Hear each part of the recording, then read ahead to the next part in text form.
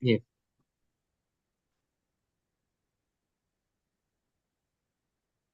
Hey, morning everyone. Welcome to another webinar on Beyond Privilege. Today we are joined with Praveen, who is a partner at Synergy Consulting, and he's going to be conducting the first training session with Synergy. This is all going to be part of a long-term series with the company. And with that being said, Praveen, over to you. Thank you. Thank you, Jack. Good afternoon and good morning to everyone who has joined the webinar. My name is Praveen, as Jack mentioned, and I'm a partner at Synergy. In the last webinar, uh, we discussed about an introduction to Synergy uh, being conducted by my colleague Gautam and Akhilesh. We will continue a part of it during this webinar session as well, and I will introduce a couple of more verticals which were not covered during the last session, including the Synergy Academy, which is focused towards providing trainings to clients, both private and government side. And also, the span would extend towards providing the training courses to the college student graduates who are looking for understanding in project finance and PPP, particularly from a commercial perspective. So, Synergy, maybe brief intro about Synergy. I will continue on that. Synergy is been incorporated in 2002. So about 22 years back. This year we are celebrating our 22nd anniversary. I joined Synergy 11 years back, and when I joined Synergy, I joined as a 11th or 12th employee at that time, and we have now about more than 260 employees across 14 offices in almost all the continent where the PPP and the infrastructure projects have been there. We are primarily an American company and provide a specialized financial advisory for an infrastructure sector across uh, various geographies and those projects which are implemented under PPP basis. Um, so we get involved with the clients at an initial stage, be it a government or uh, the private clients, and we help them raise debt equity, structure the transaction to take it to the financial close. So this is what we have discussed in the last session. Continuing with that, along with our services, we offer development advisory services as a part of a specific special vertical within Synergy, which is kind of a techno-commercial vertical that we have. It is headed by a gentleman named Tom McKay and who sits in UK, and Ganesha, who sits in Dubai. This vertical focused on providing both technical and commercial advisory, essentially become an arm of a developer who reviews, help, and manage all the deliverables with all the advisors working on the transactions and help client to continue developing with the transactions even with having them a limited experience on developing a project. So this team comes with a different offering than the usual financial advisory services and gets involved in the project at a very early stage, even during the pre-feasibility feasibility stage where our team conducts some of those aspects and then lead the discussions on behalf of client with whether it is an off-taker, whether it is a PC contractor, whether it is government in terms of obtaining any MOU, permits, etc. Our team in that at the development advisory services take a lead on that on behalf of the client.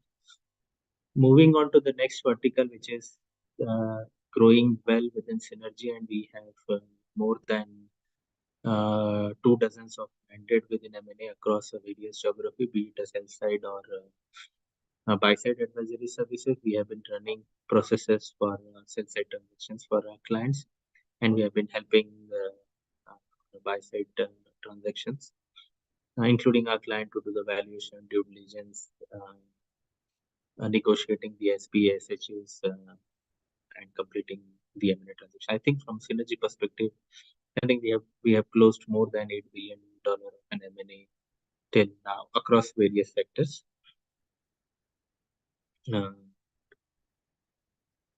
So now moving on to the main topic of the webinar series, which is the Synergy Academy. I think it is more important for our discussion. Maybe I'll put a small presentation that I have prepared.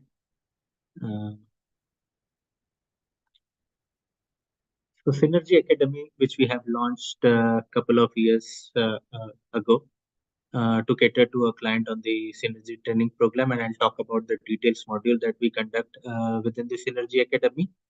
And these modules are targeted towards both the public and the private sector clients. So the slides that you see, which has 10 modules, which we offer to our public sector clients, our government clients, which has course from PPP objectives and rationale, PPP assessment and suitability, and all of these sessions are more than 4-hour sessions, includes a comprehensive analysis and understanding of the PPP sectors.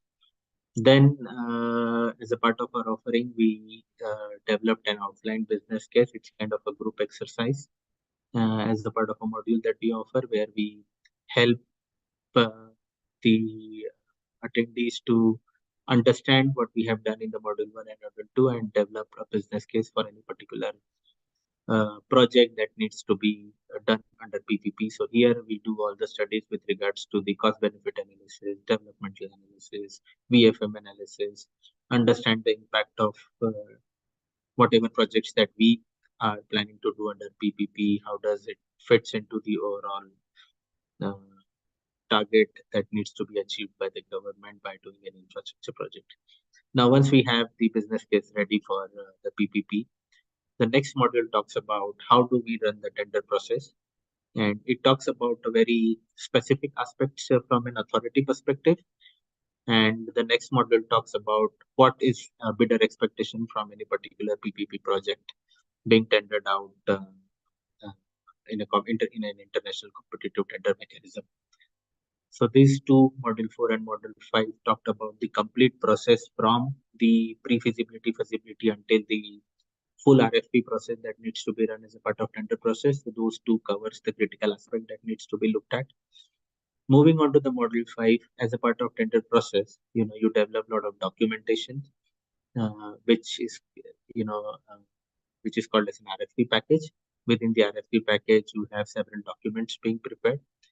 One of the key documents in those RFP packages is either a concession agreement, which is usually called PPA or water purchase agreement, depending on what kind of projects that you are procuring. And we need to understand both from a bidder and from an authority perspective, what are the various risks into the project, how the risks are being allocated between the two parties, and if it is an unallocated risk, what are the different mitigation instruments that an authority expect bidder to take into consideration by preparing their bid submission. So the model talked about the various risks and how it is expected to be allocated and mitigated between the two parties. Module 7 goes deep down into the specific risk that is being identified in Module 6 and take the various due diligence on how it's being done in the various market. What are the different risks being assessed and how it is getting mitigated over there. Module 8 talked about the project which is being tendered out, how the KPIs are to be measured, what is the payment mechanism, whether it is unitary payment or whether it is take or pay or take and pay or capacity-based payment, all of those being considered as a part of module 8, and which is actually the derivation of the different risks that you have seen or learned in module 6 and module 7, how those mitigated through This module it talks more, solves mainly the commercial risk on the project. So to solve it, you need to have an appropriate payment mechanism so that both parties are appropriately uh, balanced in terms of the payments as well as the risk being taken. Module 9 talks about the tariff structure, which is a part of payment mechanism. The tariff structures then been divided into various categories. uh, 1 part, 2 part, 3 part, 4 part, need of these different kind of tariff structures for a different project, and it explains how each of those payments being made with regards to the KPI that needs to be met by the project company or the sponsors. Module 10 is then understanding of module 1 to module 9, and it's kind of a group exercise again where a PPP sectoral analysis has been done and taken into with being done with a particular case studies on a particular sector. Let's say if government wants to tender a particular project or bidder wants to evaluate a particular project, how do they do all of this analysis with regards to the learning being done in the previous 9 modules? So this is about the modules being offered on the government side. On a private client, when we start with the modeling taking from basics to best practice to advanced level, including a group exercise. So we spent a lot of time in handholding the new people within our private sector clients who are new joinees, taking significant time on making them understanding the modeling aspect of it, moving it into the the offerings that we have with regards to merger and acquisition team, and we help them understand what is equity valuation, how are the different way of doing valuations, whether it is project, company, what are the different ways of valuing each of these assets or a company as part of module 16. Module 17, merger and acquisition. So beyond the valuation, there are a lot more aspects as a part of merger and acquisitions. Those are being conducted as a part of module 17. Module 18, 19 talks about the project finance, because once you are awarded the tender, which you have studied in the previous government side offerings, you need to understand how those projects are financed and what are the typical way it needs to be financed, different offerings. Module 20 talked about the innovative financing structures that we see across the different geographies. And this module 20 gets updated every time when we learn a new and when we develop a new way of funding any particular project as well. So this is core offering from the private sector perspective. There are additional modules that we conduct depending on the requirement from a client. Those are listed over here, and not necessarily part of a standard offering, but we do have some of these modules being prepared if somebody wants to understand more detail about it, and this being delivered with the help of our development advisory vertical as well. So talking about this particular webinar series, we will conduct the 1 hour webinar session every alternate Thursday. The first one would be the PPP objectives and rationale, which will be conducted 15 days from now, which is 23rd of May. In this particular webinar, we will understand the basics about PPP, why PPP is required, particularly understanding the infrastructure development, developing a project in a traditional way or a PPP, what are pros and cons, and why project needs to be developed under PPP. We will also understand the various spectrums of the PPP models, DBO to DBFO2, including understanding the abbreviations of some of these concepts which will be prevalent in the PPP market. Also understand the difference between various ways to conduct the PPP projects and why those are relevant from even country perspective. Maybe just as an example, a project which is of a critical nature to a country, you usually want that project to be done on BOO, so that at the end of the life, you would want that project to be transferred to the government because it is critical from a country perspective. Maybe a transmission line, maybe a railway, as an example,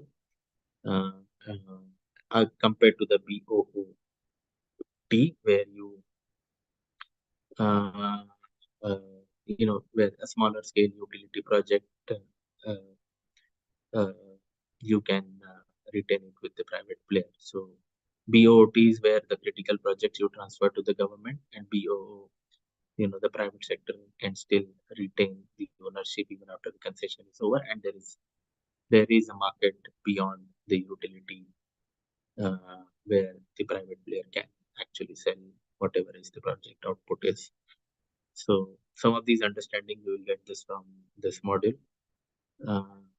We will briefly touch about private finance for the infrastructure and why private financing is required for developing any particular infrastructure project. You will learn about the arguments for the bringing a private finance. Also, there are cons of bringing a private finance to the countries or a private sector participation in an infrastructure sector. So you'll understand both about it.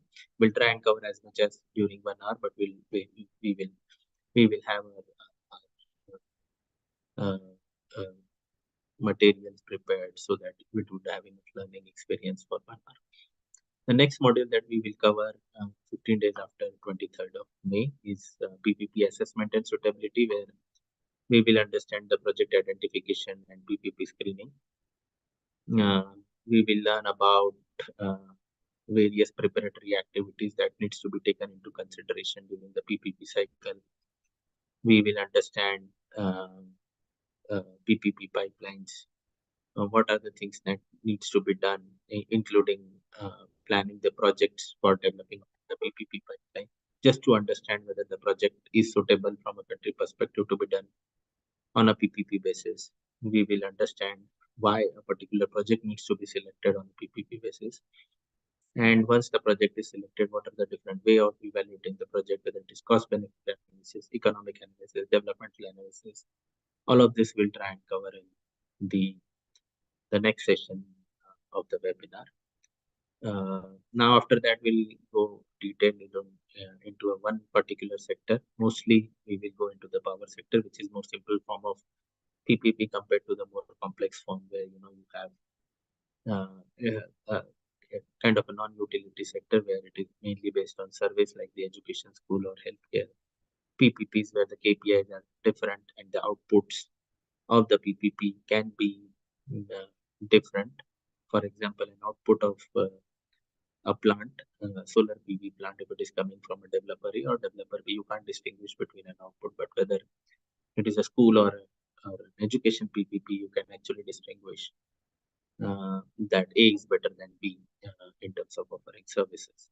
So we will consider one sector and we will try and do the sectoral analysis of that particular sector, including types of projects within that sector, sector overview, typical PPP sector being employed in the sector, payment mechanism, risk allocation. I know there's not much to cover, but we will have a limitation of 1 hour and we'll do as much as we can during this webinar session for this particular sectoral analysis. Moving on to the next module is about project finance focus, and we will have an introduction to the project finance. We will understand the difference between high-level difference between corporate and project finance. What does it mean by project finance? Whether it is limited recourse, non-recourse, what does it mean? What is meant by an SPV structure? What are the different stakeholders when you develop project or finance project under a project finance mechanism? We will also look at various sources for financing a project under project finance and under corporate finance as well. So this is where we will move into more towards understanding how the project's been looked at from a financing perspective. The next module will talk about structuring the deal. What are the different steps that is involved if you are financing a project under a project finance mechanism? What are the different sources? What are the different types of lending, limited recourse, non-recourse, recourse, and its pros and cons with regards to each of these lending structure. So what are the different criteria being evaluated when you finance a project or when you structure the deal? What are the different key items, key criteria that you look for when you are financing a particular deal, including surplus, cash lockups, cash sweeps, etc. We will understand the meaning of cash flow waterfall, or it is called as cash cascade as well. What are the reserve accounts? What is the dividend mechanism? We'll also understand. So that's about the debt finance. We'll also understand the equity financing mechanism within the project finance deal. What does it mean by cash equity infusion, equity bridge loans, subordinated shareholders loan, etc. And all of you will understand. Again, at a high level because it's too much to cover within 1 hour, but we will touch base on each of these concepts during this session. Next session, we'll talk about risk allocation and mitigation.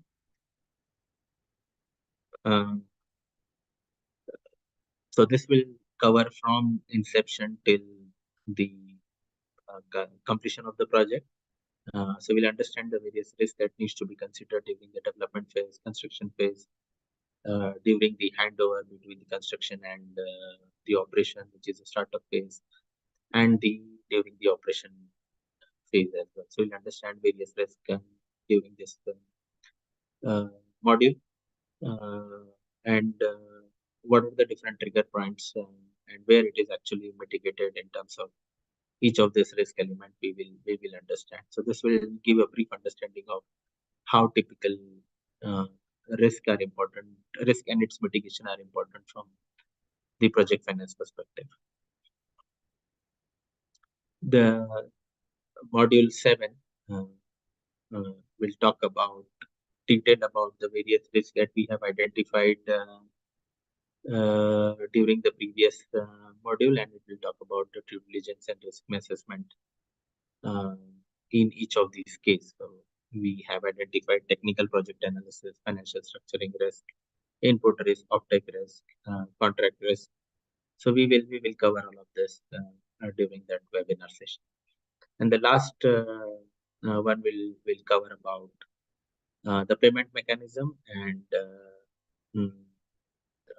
and we will explain different kind of payment mechanism being offered in a different project. Even for a same kind of project, there have been a different payment mechanism across different geographies, and we will touch through it, and we will understand why the payment mechanism needs to be structured in a specific way in order for you to mitigate all the commercial risk.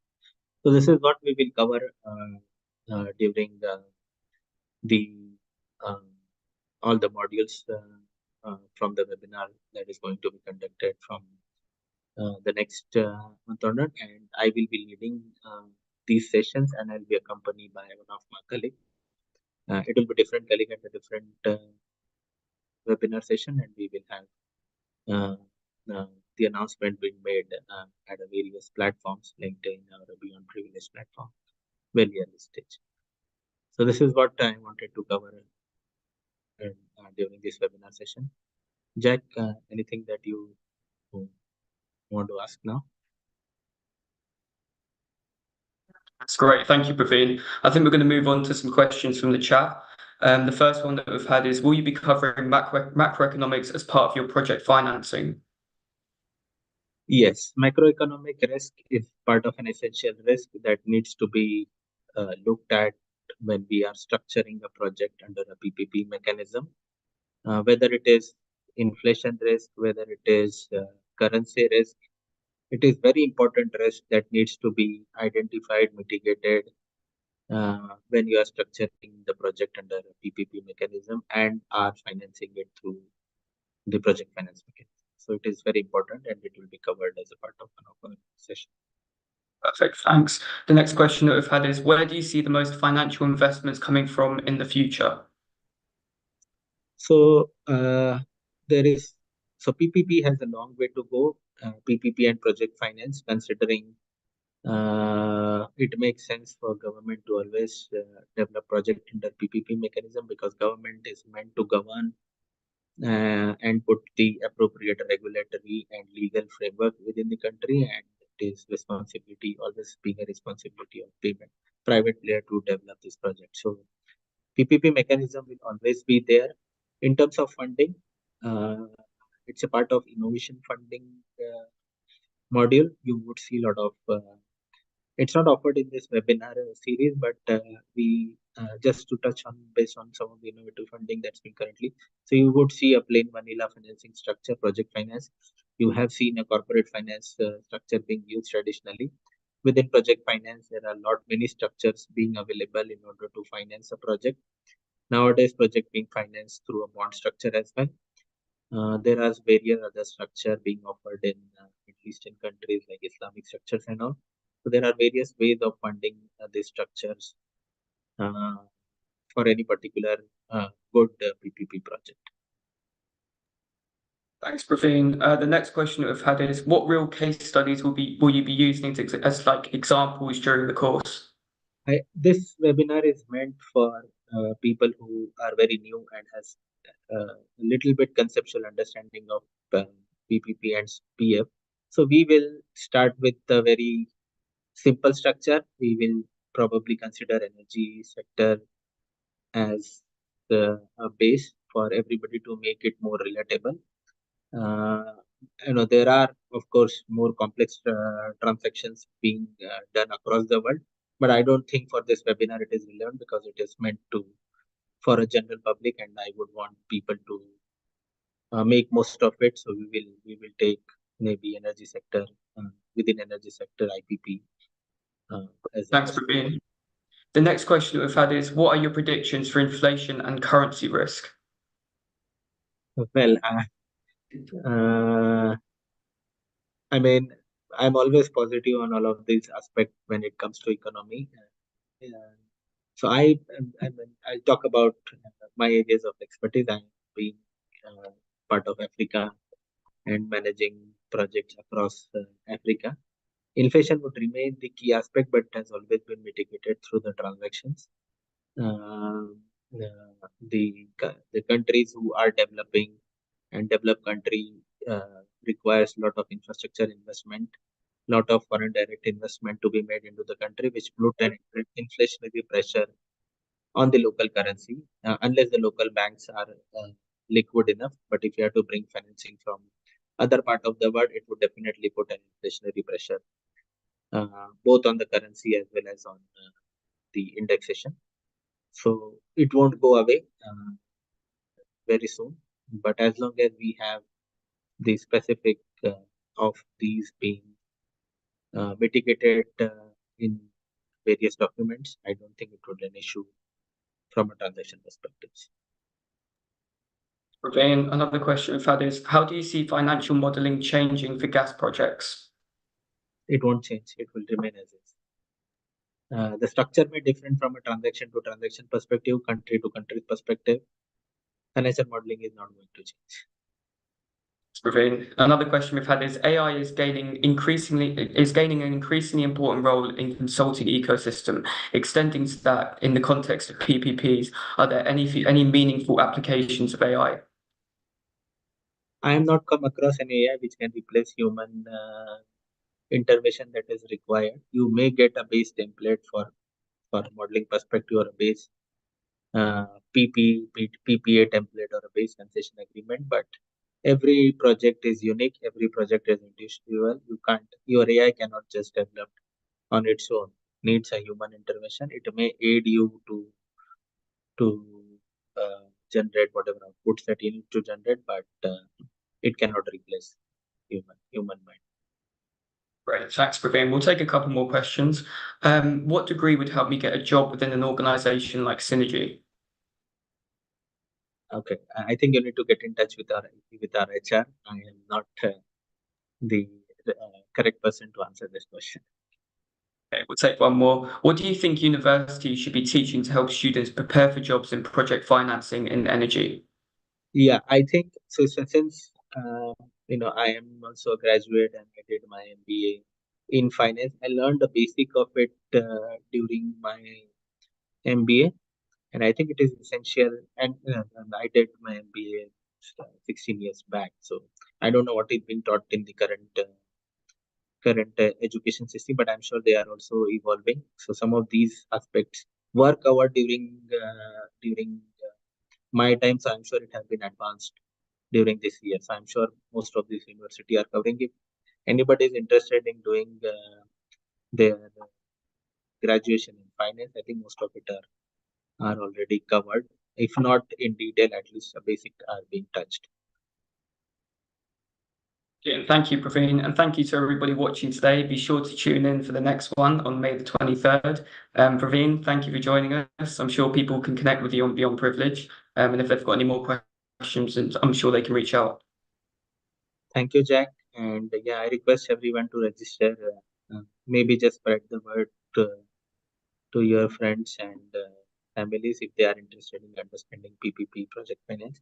I think these 8 sessions would definitely be of a value addition to get them understand what the things are and how the projects are being looked at both from the government perspective as well as from the developer perspective. And I wish everybody a luck. Thank you very much. Thank you, Jack. Thank you, Praveen, and bye, everyone.